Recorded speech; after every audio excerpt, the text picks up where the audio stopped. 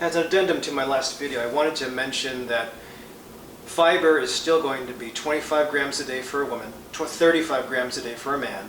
And during the first 2 weeks of switching over, you might develop a little bit of gassiness or bloating. That's just your gut getting used to it. You make it through that, maybe kind of temper the amount of fiber you're doing, but the ultimate goal is at the 2 to 3 week mark, if you can make it to those totals per day with a wide variety of different foods, you've maximized on your fiber. Now the objective with fiber is not only to have something that'll bind cholesterol and take it out of your body, but also to give the bowels a form of prebiotic, because if you just take a probiotic and you do a poor diet, you have nothing for those bacteria to adhere or to grow or to flourish. You need a prebiotic. Usually it's several things, guar gum, fiber, but this is a great precursor to probiotic adhesion and success. You also want regularity to the bowels. If the bowels are using or trying to digest foods that are processed, low residue and a lot of chemicals, you're going to have spasm and irritability, IBS. So the more fiber you have, healthy fiber, the better the bowel movement, the happier the bowels, and when the bowels are happy, that I think is a source of your immunity. Then you will be able to fight infection better, you'll be able to digest faster, more successfully without stress, and it's a positive.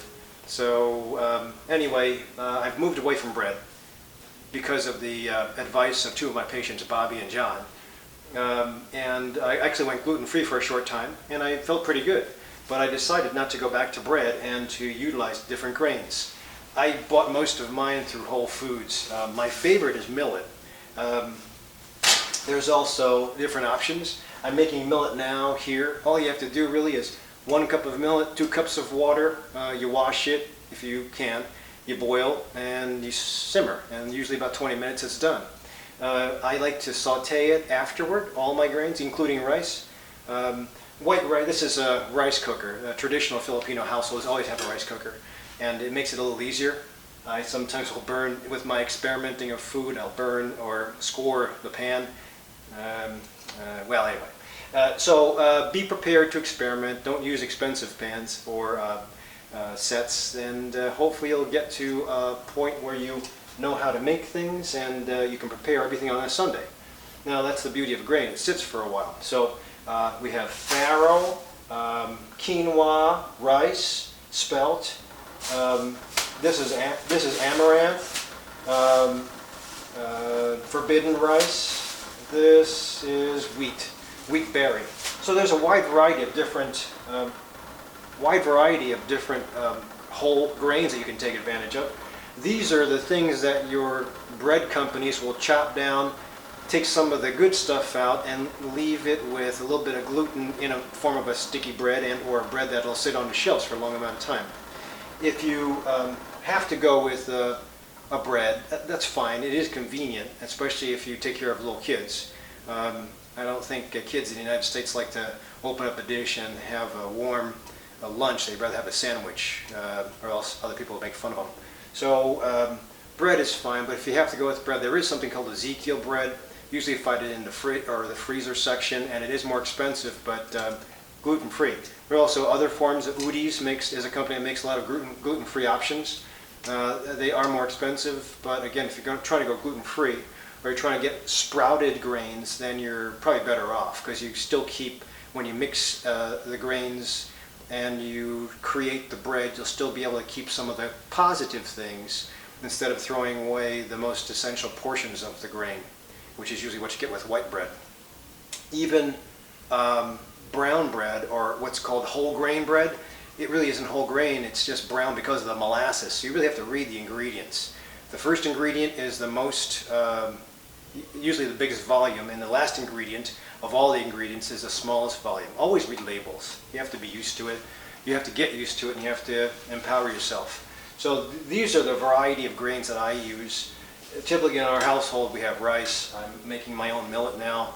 It's almost done, it's simmering, and then I'll saute it afterward. Then I'll usually do all this stuff on a Sunday and hopefully prepare it so I can just dip into it over the course of the week, and then on Saturday we eat as a family.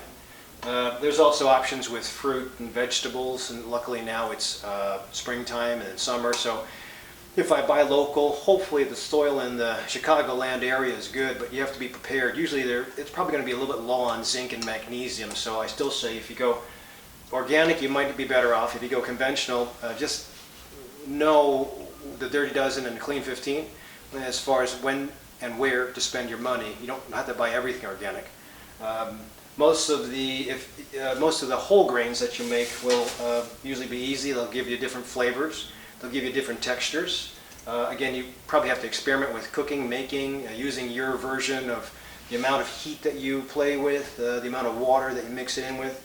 Most of these you don't have to rinse. I'm just used to, my mom taught my sister, my brother, and I to always wash the grains of rice before we made it. So the one grain that you really have to wash would be quinoa, because there's something called saponins that sometimes irritate the gut, irritate the body, and you want to wash that off. The rest of them, it's totally up to you as far as whether you wash things or not. If you can't go with grains, then again, go with the good choices of bread if you have to. If you can't even do, or if you want to just involve yourself with fruits and vegetables, that'd be fine, but break it down and know what your average day is, how much fiber you take in an average day, and you'll know what your deficiencies are, and try to max to 25 if you're a woman or 35 grams if you're a man. The other thing is that you can't do this if you're pressed for time. A lot of my new parents, before the kids get into kindergarten, you're spending a lot of time with the kids, you're probably high stress, and feeding the kids and then eating the kids' leftovers.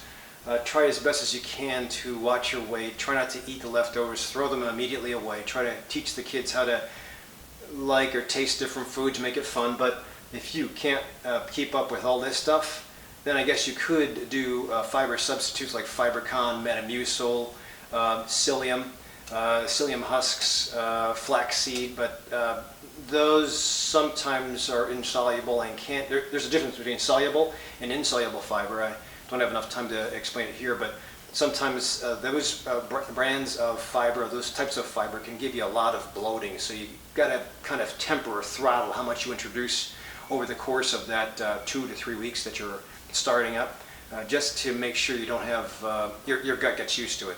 Not too much diarrhea, not too much bloating, not too much constipation. But eventually, even if you have good bowel movements and you're regular, using fiber is not necessarily to improve the bowel movements. It's just to, again, pull the cholesterol out, help the gut function, and make it a lot easier for toxins to leave your body. Imagine if your gut digests food, takes all the toxins, puts it into the colon, and yet there's no fiber. So at the end of the colon, in the sigmoid or the cecum, you get reabsorption of toxins because there's no fiber, and usually fiber would be a binder. So that's the other benefit. So try to experiment a bit. Hopefully plan on not scoring too many of your pots and pans, and get out to your local Fruitful Yield, Whole Foods, or I think Trader Joe's and a couple of others locally in Chicago are actually giving options for fiber. You can also order this online too. Just have to experiment with how to cook them and the taste and how to prepare. By the way, if you just do this or you just do oatmeal, not enough. I should say if you just do oatmeal, it's not enough. That usually is about 4 grams per bowl. So having an oatmeal bowl in the morning is good, but I think it's kind of boring. The taste is bland. It's like eating bark. So that's why I saute mine in olive oil and a little bit of garlic to give it a taste, and there's a flavor to that. I think a lot of my Indian patients will cook their basmati rice with a little bit of lemon, and then they use their spices, or they prepare it any way they want. But you don't have to just go with grain as is. Each individual grain has its own flavor and texture, but you can spice it up a bit and or flavor it up a bit so it's palatable. If it's palatable, you'll be happy, you'll be satiated, and it'll be sustainable. So this is all something that we have to maintain for life and maybe experiment with, but just another option for you with regards to fiber.